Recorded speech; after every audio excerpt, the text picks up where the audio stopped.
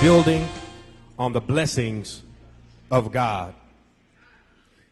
Israel had now come to the place of blessing, having crossed onto dry land from where they stood in front of the Jordan to where God had led them as they crossed the Jordan.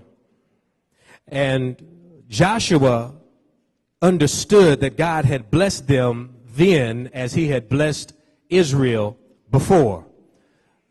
God led them through the leadership of Moses out of Egyptian bondage across the Red Sea, and God had dried up the Red Sea. God is still God. And under his leadership, the children of Israel crossed over the Jordan River as God had dried up the Jordan. But Joshua faced the dual and daunting task of, one, leading now the children of Israel, but then two, following the great and legendary prophet Moses. He faced a dual challenge. He had to now lead the children of Israel. They had already wandered for 40 years in the wilderness, but now he had to lead them into the promised land. But he does that after having followed such legendary leadership in the masterful mouthpiece, Moses. But let me be very real. Joshua had a distinct disadvantage. He had a distinct disadvantage. At the moment he stepped into that position of leadership, he stepped into a distinct disadvantage. And that was, he followed a predecessor who set the bar high, which meant higher expectations from the people. Look at Moses' stellar track record.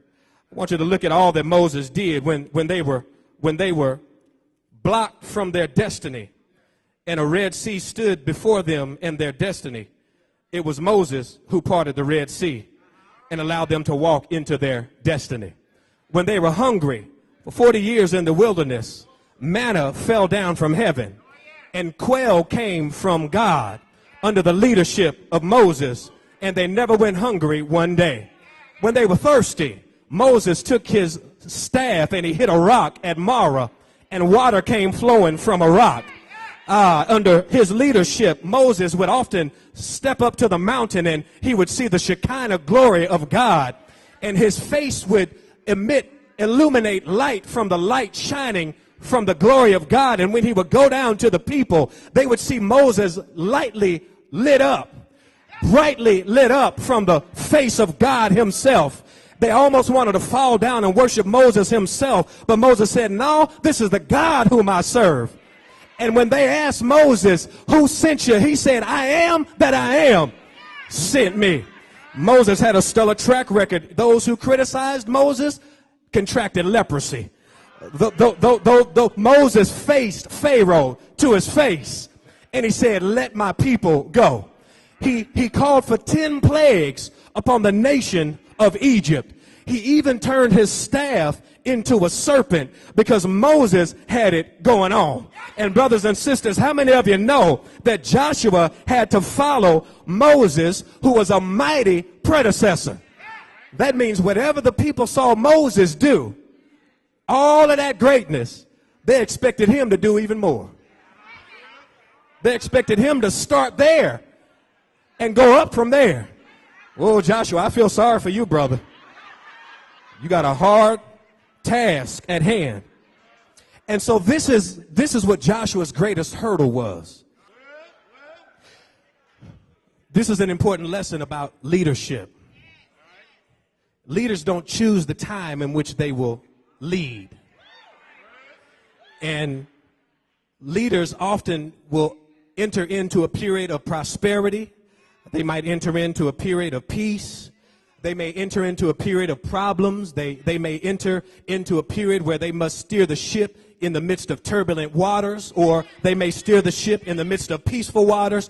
But the key is, as a leader, you can't get mad at God and you can't throw in the towel just because you're going to face challenges. What you have to do is rise to the occasion and face the challenge at hand.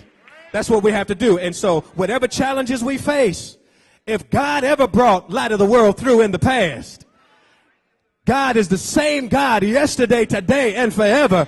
He will bring us through right now. Same God that led under Bishop T. Garrett Benjamin is the same God that will lead us under my leadership. And you got to understand, brothers and sisters, that Abraham Lincoln led during the Civil War. He led during, and as a matter of fact, some even argue that he was the greatest president that ever was, because he had to lead the United States in the most turbulent time in our history during the ugly vicissitudes of slavery. And then when you look at Franklin Delano Roosevelt, he had to lead during the Great Depression of 1933 all the way to 1945. But then when you look at Dwight Eisenhower, he led during the prosperous times of the 1950s. Very prosperous time.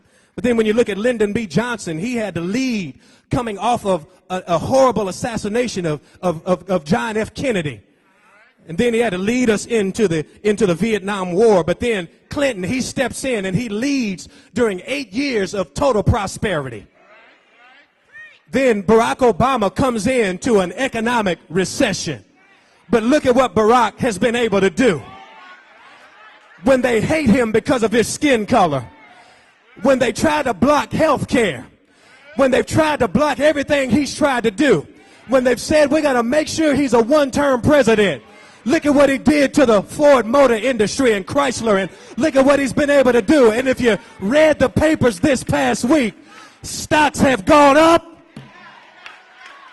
under the leadership of Barack Obama. How many of you know leadership must rise to the occasion? You can't cry over what you've come into. You've got to rise to the occasion. And together, God will get us through. Wondering why you can't see me. Trying to figure out what it is about me. I've got the line, I've got the line, I've got the line, I've got the line. Stop trying to figure me out. It ain't me, all about y'all. And the lights don't stop.